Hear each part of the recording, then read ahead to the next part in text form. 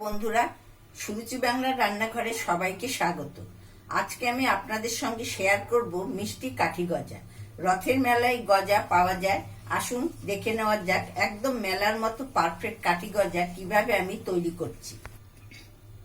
কাঠি গজা তৈরি করতে আমি এখানে 1 বাটি ময়দা নিলাম, আর এতে দিলাম সামান্য একটু খাবার সোডা, আর দিলাম স্বাদ মতো লবণ, আর এতে নিলাম বড় চামচের 2 চামচ তেল। এবার আমি এটা খুব ভালোভাবে ময়াম দিয়ে নেব। আমার ময়াম দেওয়া হয়ে গেছে। এটা যদি এরকম মুঠো হয় তাহলে ভাববেন ময়ামটা হয়ে গেছে। এবার আমি জল দিয়ে এটা মেখে নিচ্ছি। ডো আমার তৈরি হয়ে গেছে। এবার আমি এটা 10-15 মিনিট ঢাকা দিয়ে রেখে দেবো। ডো আমার তৈরি হয়ে গেছে। এবার আমি এটার থেকে লেচি কেটে আমি এটা হাতের সাহায্যে বেলে নেব। এরকম আমি 2টো লেচি কেটে নিয়েছি। এবার আমি এটা হাতের সাহায্যে বেলে আপনাদের দেখাচ্ছি।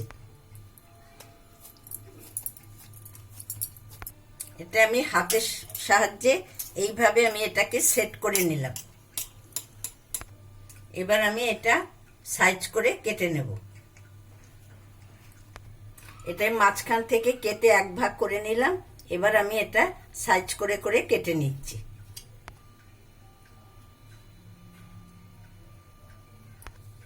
এগুলো আমার পিস পিস করে কাটা হয়ে গেছে। এবার আমি একটু রোলিং করে নিচ্ছি।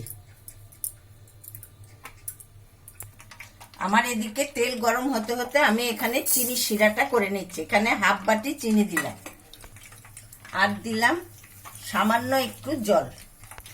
তেল আমার গরম হয়ে গেছে। এবার আমি একটা একটা করে তেলের মধ্যে সব ছেড়ে দিচ্ছি। এগুলো আমার ভাজা হয়ে গেছে। এবার আমি ছাঁকনিতে এগুলো তুলে নিচ্ছি।